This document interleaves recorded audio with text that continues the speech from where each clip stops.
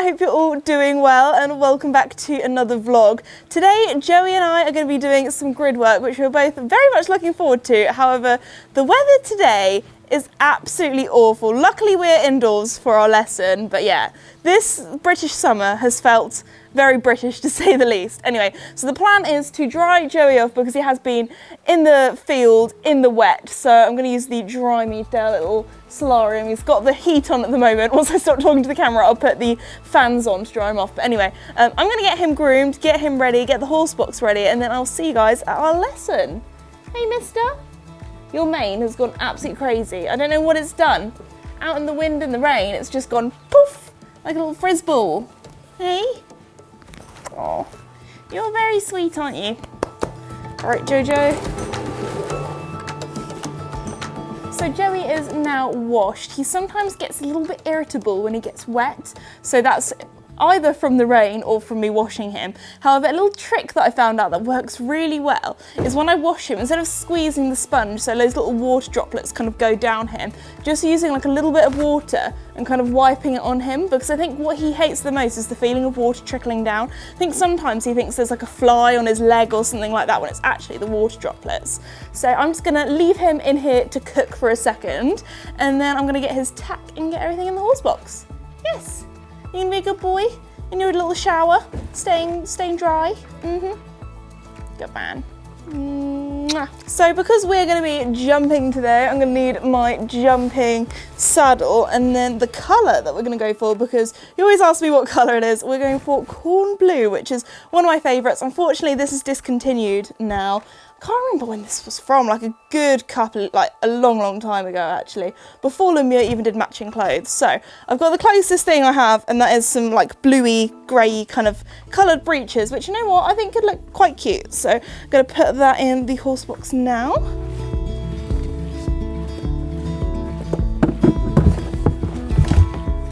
So I've actually changed my mind. I've put Joey in a stable with a haylage net, because sometimes if he's left in the wash bay, he's fine if he can see me, but when I go into the tack room and he can't see me anymore, he starts crying for me.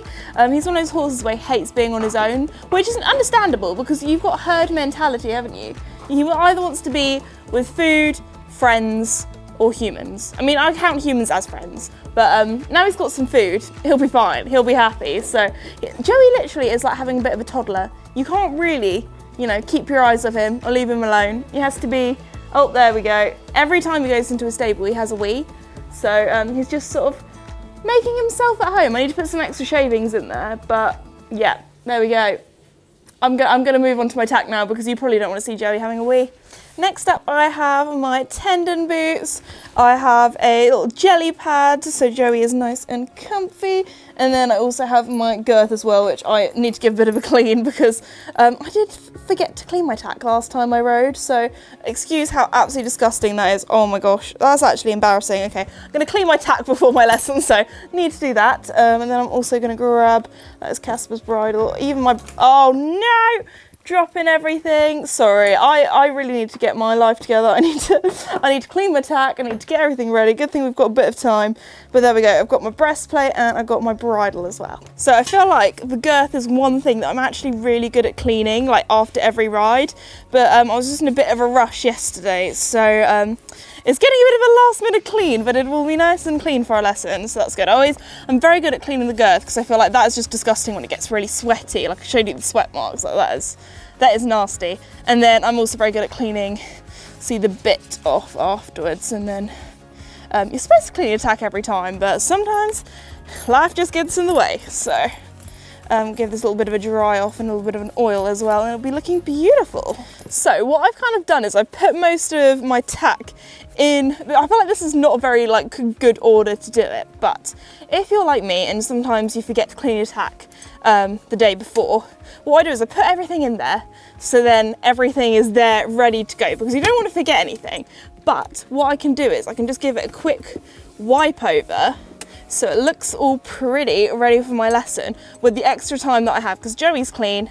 I can check the time, see how much long I have, and then I can see how much time I have to give my tack a bit of a clean, give it a bit of a once over. But I feel like a bit of leather conditioner just on, you know, the bits that need a bit of love. really does transform it. If you'd like to see a better video on how you're actually supposed to clean your tack, I've done that recently on my beginner series, so I'll leave a little iCard to that. But anyway, we're getting there. It's looking better, it's looking better.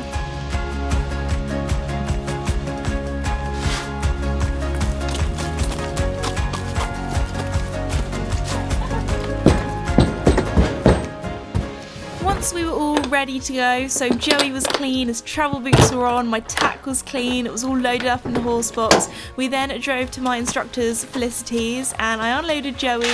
Normally I tack him up on the side of the horse box, but on this particular day, oh my goodness, the weather was foul, it was awful. So she very kindly let me tack him up in her wash bay. Here I am just doing up Joey's girth and making sure that his saddle is nice and comfortable for him and secure. And then also I put on some tendon boots too, because we would be jumping and I always like to make sure that my horse's legs are nice and protected.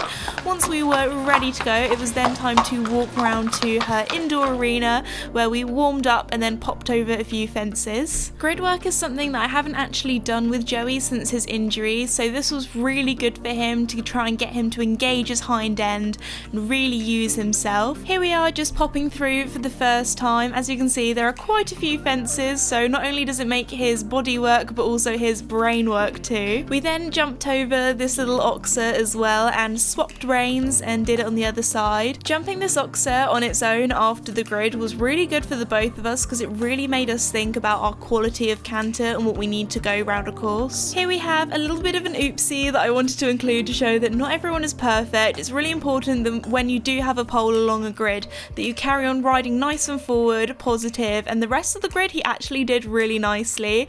After that we went down again and did it a lot better, as you can see, and he really picked his legs up and looked beautiful over that oxer. As you can see, in today's session we weren't focusing at all on the height of the fences but more about the technicalities. Especially for our first time back doing grid work since Joey's injury, I was so proud of how well he was doing. And it looks like it shouldn't be too long until we're both back jumping the height that we were pre-injury.